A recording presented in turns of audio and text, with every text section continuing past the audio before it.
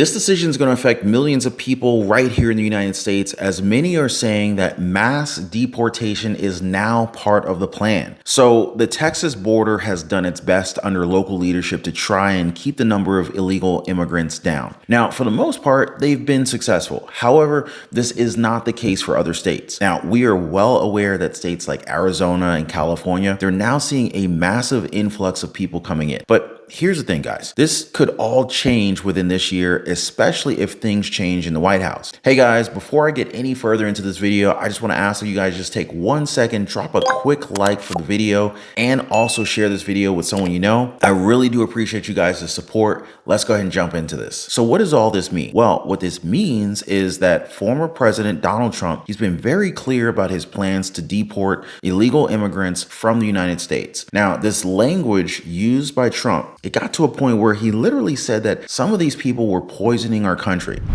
Draw, baby, draw. We're going to seal up the border.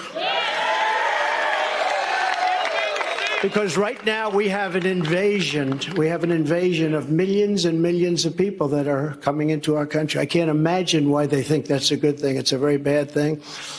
I think it's a group of people that are probably larger in number than New York State. And we can't have that. We can't have that. It's not sustainable as a country. It's horrible. And you know, they're coming from prisons and jails. They're coming from all over. They're coming from countries that most people have never heard of. And they're coming from mental institutions and insane asylums. They're being emptied out into our country. And they're terrorists. Many terrorists are coming in. You know, in 2019, I saw just recently on a poll, they had none in 29, no terrorists. Now, I even say there's got to be some, but they have none. And then as soon as this group took over, they have hundreds and hundreds of terrorists coming in, known terrorists, some of them really bad. And many of them are in, and they came in, and nobody knows where they are. This is not a good thing. And we're going to have to deport. We're going to have a deportation level that we haven't seen in this country for a long time, since Dwight Eisenhower, actually. Now, this could be related to how some of these individuals are carrying themselves while in the United States. Earlier this February, a report was made about an attack on police officers in New York City's Times Square. Now, allegedly, 12 suspects were involved in this attack. And you may have seen the videos. I've seen the videos. I'm not going to show the videos on here. Now, this happened right outside of a migrant shelter in Midtown Manhattan, where officers tried to arrest one of the men who were causing a disruption in the area. This led to the officer being attacked and left with minor injuries. Now, out of the 12, 6 were arrested at the time, with 5 being released quickly after posting bail. Now, these kind of actions have been met with a lot of anger, to the point where even some Democrats are calling on the federal government to try and get a hold of the situation by deporting some of these people to their homes, meaning their home country. Now, surprisingly, this effort is actually being led by Governor Kathy Hochul of New York, who's a solid Biden ally. They even sent a letter that was also signed by the governors of Arizona, California,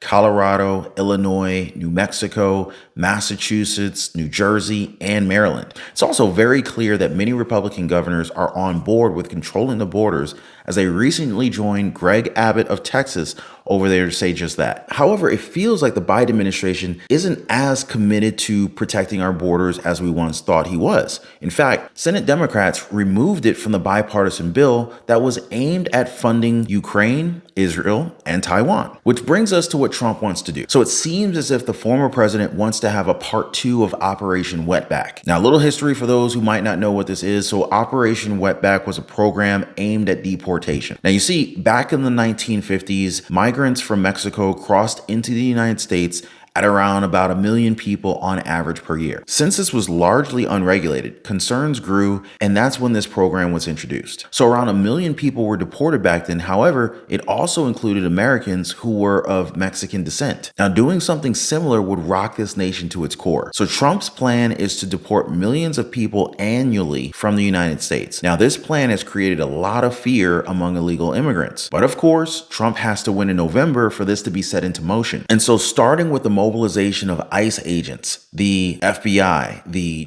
Drug Enforcement Administration, federal prosecutors, the National Guard, and even state and local law enforcement officers. They will be in charge of carrying out deportations of undocumented migrants. Right now, fast-track deportations are only reserved for recent crossovers who are encountered near the border. These deportations that are very efficient, given the immigration officers will be given the power to deport people without the need of a hearing before a U.S. immigration judge. Now, under Trump, this will be expanded to apply to anyone who illegally crossed the borders and are not able to prove that they've been living here for more than 2 years. To add to that, the plan involves shortening the usual deportation process by using a section of the 1798 Alien and Seditions Act. So this would in turn immediately deport migrants who have criminal histories. It's also expected that the military would build massive sites at the border to hold people who are awaiting deportation. So we talked about the 50s, right? There are some that say that this could be history repeating itself. So back then, the operation used military-style tactics